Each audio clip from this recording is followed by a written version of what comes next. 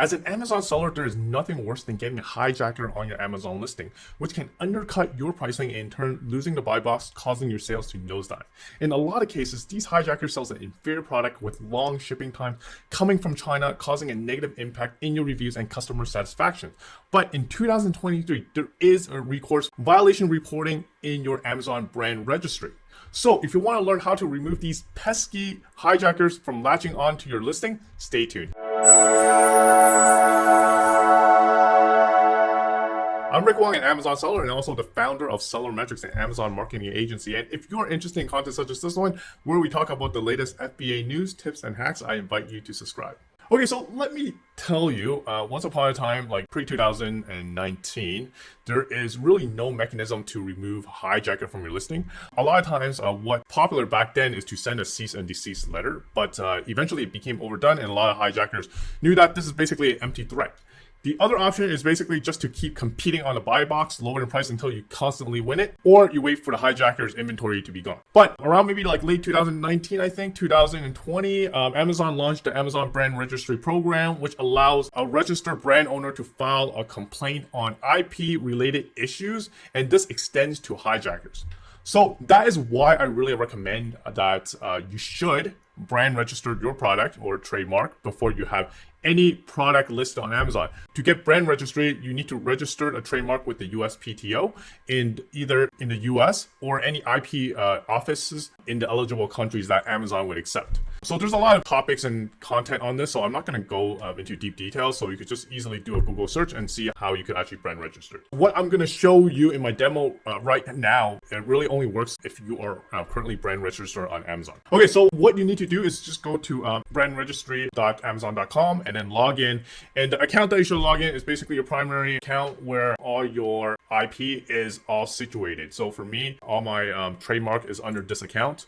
And where you need to go is going to go to report a violation. So I'm going to more or less broadly use this particular listing as an example, right? And I am going to search.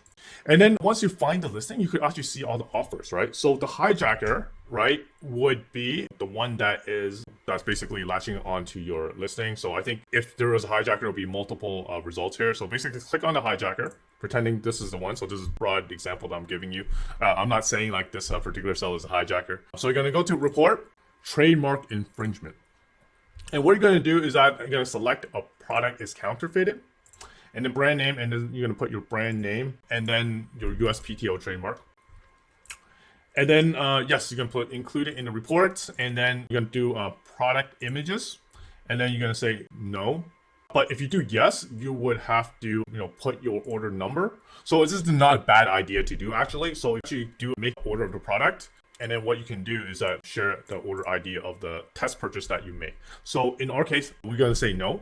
And then it's still going to provide you this area for you to explain your issues. And this is exactly what you are going to say, right? I have a script written out that I've used a few times before. And also some of my friends have been able to use with success so far. So what this template does is basically explain that your LLC that owns brand X, right? In my case, is solely brand. We have never authorized this reseller. So basically this reseller right here, the one that I selected, it's no longer on the screen anymore. We only sell on Amazon. Our price has been around. So whatever the regular price it is. So for me, it would be $12.99. So I'm going to put my LLC, my brand would be solely, and then my normal price would be $12.99. So this is telling Amazon that if there is like a hijacker, they're selling a lower quality product from a lower quality seller. So you're going to show the rating from the counterfeit store and also the rating from your store. So how do you actually find the store rating? So you're just going to go to the listing and you see sold by whoever the hijacker is, right? And then there should be like a rating right here. So obviously this is an actual legit seller, so it's rating 100%. So I would definitely leave this up if somehow like the hijacker has a higher store rating than you. But in most cases, the hijacker has a really low store rating because normally what they do is that they would hijack multiple products. And a lot of times, as I mentioned, their shipping time is hella long. And since one of the key components is the shipping time, a lot of times they would get like a really, really poor store rating. And if you normally sell your product by FBA, a lot of times your store rating should be, close to 100%. So most of the time you should be able to put this particular paragraph on.